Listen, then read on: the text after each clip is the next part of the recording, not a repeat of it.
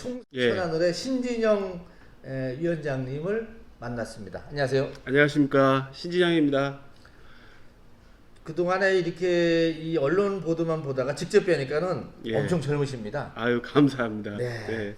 우선 이 신진영 위원장님을 어떻게 소개하는 게 맞나요? 우리 본인이 직접 한번 나는 이런 사람이다. 소개하신다면. 저는 뭐 평범한 샐러리맨 출신이에요. 그러다가 직장 생활 하다가 2006년도에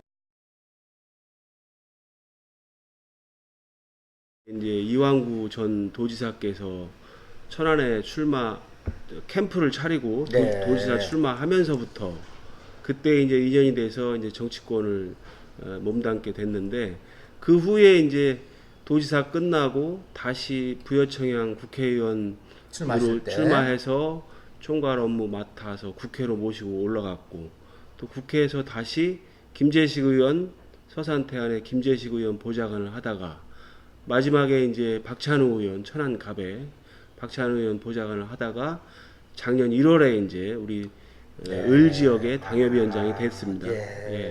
그러시구나. 예. 그러면은 왜 출마를 생각했나, 이 부분은 뭐 답이 나오네요. 제가 자연스럽게 정치권에 있으면서 참모 역할을 하다 보니까 특히 국회에 있을 때 제가 보면은 국회의원들 중에 이 국가관이나 그런 책임감이 조금 없는 상태에서 뭐랄까요, 조금 사익을 좀 추구하는 그런 분들도 있는 걸 봐서, 저거를 국회의원이란 자리가 얼마나 막중한 자리인데 저렇게 하면 안 되겠다.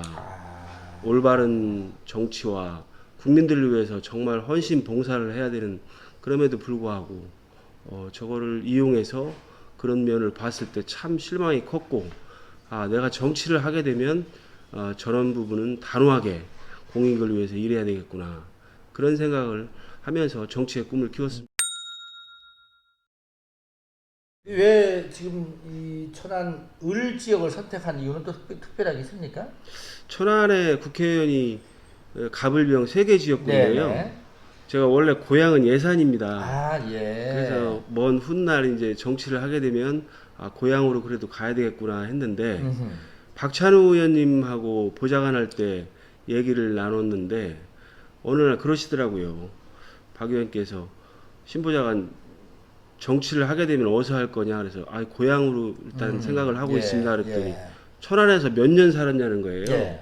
그래서 24년 정도 살았습니다, 그 당시에. 그랬더니 그러면 천안이 고향이나 마찬가지인데 왜 태어난 고향으로 왜 가냐, 천안도 고향인데 천안에서 해라, 그러시면서 자연스럽게 이제 준비를 하고 있었는데, 2017년 9월 달에 천안 을에 우리 자유한국당 당협위원장이 마침 이제 대법원에서 당선 무효형을 받았어요. 그러시구만요. 그러면서 2017년 12월경에 이제 당협위원장 공모가 나올 것 같아서 마음속으로 이제 준비하고 있다가 그렇게 을 지역을 선택하게 된 겁니다. 그렇게 선택이 됐구만요.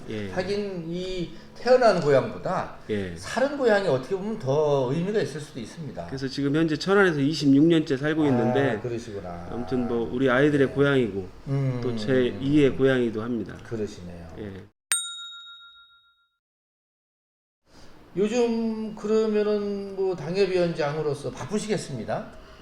아침부터 어떻게 지내세요? 아침부터 저녁까지 민원 현장 다니고 행사장에서 지역민들 인사드리고, 그렇게 하루에 정말 많은 바쁜 일과를 보내는데, 특히 요즘에는 이제 조국 장관 임명 사태로 1인 시위도 계속해야 되고 당원들하고 길거리에서 서명운동도 받고 있고 아주 분주하게 보내고 있습니다. 천안을 제가 오다 보니까 플랜카드에 시민공약위원회? 그것도 운영하시는 것 같더라고요. 제가 이제 정치권에 있으면서 그동안에 이제 출마하는 선출직 공무원들이 이제 공약을 만들지 않습니까? 공약 만드는 걸 보니까 대부분 교수님들을 초청하거나 정책 전문가를 모셔놓고 공약을 만드는 사례가 많았거든요. 근데 저는 이렇게 다녀보니까 요즘에는 지역민들도 의식 수준이 상당히 높아서 네네. 충분히 공약에 근접되는 의견들을 다 갖고 계시더라고요. 그래서 제가 7월 중순부터 8월 중순까지 한 달 동안 시민 공약위원회 공약위원을 모집했습니다. 예, 현수막을 예, 걸어서. 예. 그랬더니 그 당시에 53분의 일반 시민이 전화를 주셔서 네. 그거 공약위원회면 우리 동네에 무슨 문제점 얘기해도 되는 거냐, 국회의원 출마할 때 뭐 그런 부분이 의견에 반영되는 거냐, 그렇게 해가지고 지난 8월 22일 날 네. 53명의 시민 공약위원들을 모셔놓고 위촉장도 드리고 네. 또 이제 공약의 그런 의견들을 이제 수렴해 보니까 정말 좋은 의견들을 많이 하시더라고요. 그러시구나. 그냥 물론 이제 시의원들도 같이 배석을 했기 때문에 네. 우리 지역 시의원들 4분 같이 배석해서 했는데 물론 시의원 선에서 해결해야 될 시청 문제도 그 자리에서 이제 어느 정도 이제 해소를 했고 나머지 이제 시의 간단한 뭐 예를 들어서 뭐 가로등 문제라든가 버스 네, 노선 네. 문제라든가 뭐 이런 문제들은 금방금방 시의원들이 현장에서 이제 그렇죠. 예. 하고 했지만 그 외적으로도 우리 시민들께서 예를 들어서 뭐 경제 문제가 사실 제일 많았어요. 청년 실업 문제부터 해서 예. 또 이제 어떤 건설 장비업을 하는데 너무 경기가 안 좋아서 정말 이렇게는 못 살겠다. 그런 문제. 예. 소득 주도 성장의 어떤 문재인 정부 그런 경제 정책을 고용 주도 정책으로 좀 바꿔야 된다. 고용 주도 성장으로 뭐 그런 문제.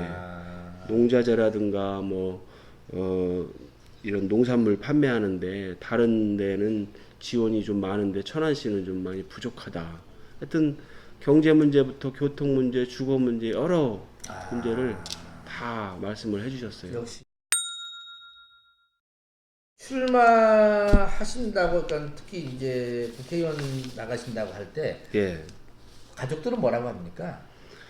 가족들은 물론 자녀들은 뭐 아빠가 그렇지. 결정하는 예. 대로 대부분 그렇게 따라주었는데 음. 이제 아내의 경우에는 그 동안에도 제 의견을 많이 이제 존중을 해줬는데 이번에는 조금 뭐 시간을 두고 결정을 해주더라고요. 그동안 이제 참모로만 했는데 그러니까요. 일선에서 이제 리더로 한다는 게 자기도 이제 아내 입장에서 내조해야 되고 현장을 뛰어야 되니까 그렇죠. 결정하는데 조금 시간이 있었는데 아무튼 좋은 뭐랄까요 결정을 해줘서 그렇게 시작을 했습니다. 보통 보면 또 이 집사람들이 강력 반대해서 못 나가는 사람도 일부 있더라고요. 예, 그런 면도 봤습니다. 네, 그렇습니다. 지금 천안 을 지역구 같은 경우는 출마 후보자들이 그래도 이름이 가끔씩 거론이 되더라고요. 예. 왜 신진영 후보가 이 출마를 해야 되는지 이 부분을 좀 설명하려면 어떻게 설명할 수 있겠습니까? 저는 그렇습니다. 뭐 서두에도 말씀드렸지만 이 정치 참모 출신이에요. 또 셀러리맨 출신이고. 네. 그래서 그냥 뭐 고시 패스하고 장차관 출신 그런 사람이 아니거든요. 네. 그러니까 요즘에는 다시 말해서 현장에서 네. 현장 정치를 하면서 소통을 하면서 그런 정치가 필요한데 과거의 경력이 그런 커리어를 중심으로 해서 무슨 장차관이라든가 고시 패스한 검사, 판검사 출신 이런 시대에서 조금 이렇게 변화되는 그런 추세라고 봐요. 현장에서 지역민들과 동고동락하면서 현장의 목소리를 그대로 대변하면서 띄워줄 수 있는 젊은 정치, 현장 정치 이런 시대라고 봐요.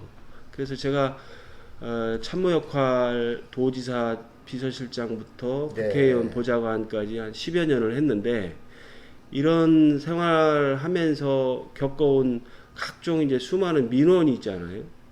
뭐 정부 예산 사업부터 지자체 공모 사업부터 뭐 여러 가지 개인 민원까지 참 따지면 한 2, 3천 건을 했던 것 같습니다. 그러니까 이제 어떤 문제가 생기면 그 문제는 어떻게 해결해야 되고 어느 절차를 밟아서 해야 되는지를 웬만하면 다 알죠.